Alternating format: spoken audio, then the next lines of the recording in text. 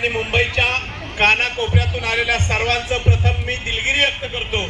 या कार्यक्रमाला मी उशिरा पोहोचलो। खरं तर पुण्यातला एक कार्यक्रम शेवटच्या टप्प्यात आमचे प्रदेशाध्यक्ष चंद्रशेखर बावनकुळे साहेबांचं भाषण चालू होण्याच्या अगोदरच मी निघून आलो, कारण माझ्या लक्षात आलं मी वेळेवर पोहोचू शकणार नाही। बंधू आणि भगिनींनो, महाराष्ट्राच्या कानाकोपऱ्यात आज एक बुलंद असा आवाज 300व्या जयंतीच्या औचित्यावर सुरू आहे। खरं तर पुण्यश्लोक अहिल्यादेवी होळकर यांच्या या 300व्या जयंती वर्ष 2024 आणि 2025 या औचित्यावर आपण खरं तर राजमाता अहिल्याबाई होळकर मंडळ विलेपार्ले धनगर समाजाच्या वतीने आजचा हा सांस्कृतिक व हळदी कुंकूचा कार्यक्रम आयोजित केलेला आहे। माझ्या भगिनींना खरं तर मी आभार मानेल।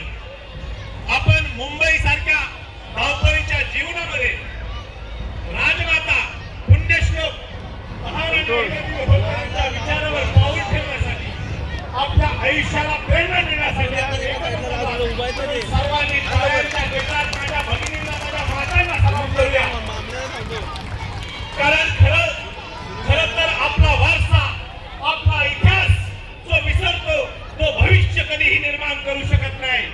पुण्यश्लोक राजमाता अहिल्यादेवी होळकरांचा इतिहासाला जर उजाळा द्यायचा असेल तर तो आपल्याला द्यावा लागेल, कारण प्रस्थापित व्यवस्थेने आपला इतिहास दडवून ठेवला होता।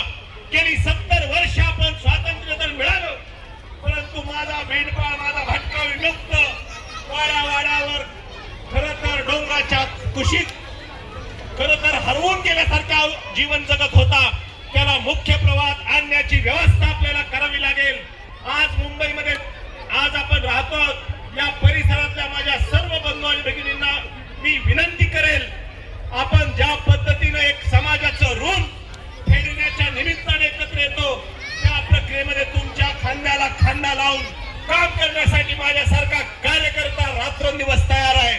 तुम्ही फक्त आवाज द्या, कसल्याही प्रकारचा अन्याय अत्याचार आपण इथून पुढे सहन करून चालणार नाही। नवे तर विकासाची गंगा आपण पाहाल, विकासाची गंगा गावागावात आणि आपल्या वस्तीवर वाड्यात गावाकडे घेऊन जाण्यासाठी आपल्याला जर काम करायचं असेल तर सरकारच्या योजनांची मदत घेतली पाहिजे।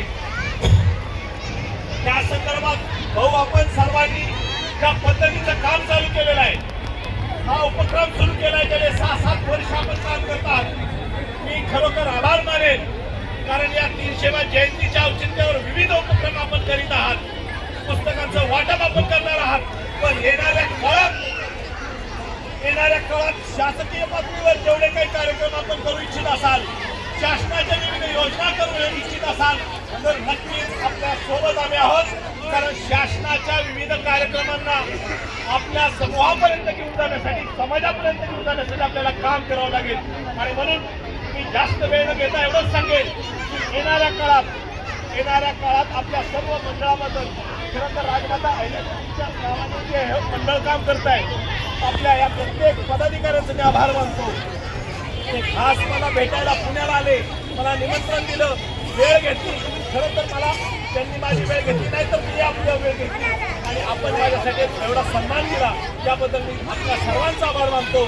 माझ्या भगिनींचा मी विशेषतः आभार मानतो आणि माईकला देखील आता वाटते आता सर्वांचा आराम करावा, कारण ती रेंज पोचत नाही।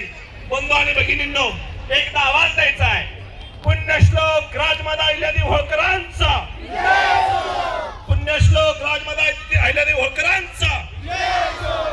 ज्यांनी एकही युद्ध आयुष्यात हरले नाहीत, 18 लढाया जिंकणाऱ्या महाराजा यशवंतराव होळकरांचा, महाराजा यशवंतराव होळकरांचा, छत्रपती शिवाजी महाराज की जय, छत्रपती संभाजी महाराज की जय, डॉक्टर बाबासाहेब आंबेडकरांचा। किती उत्साह आहे माझ्या बंधू आणि भगिनींनो। आपली जेवणाची वेळ झाली पण आपला उत्साह कमी झालेला नाही। मी निश्चितपणे आपल्या पुढच्या प्रत्येक कार्यक्रमाला वेळेत पोहोचण्याची मी आपल्याला ग्वाही देतो आणि येणाऱ्या काळात मी आपल्याला विनंती करतो, जाणीवपूर्वक माझ्या माता भगिनींच्या दृष्टिकोनातून कार्यक्रम ठेवूया। विविध उपक्रमांची आपण खरं तर उद्योजकतेचे विविध कार्यक्रम आहेत,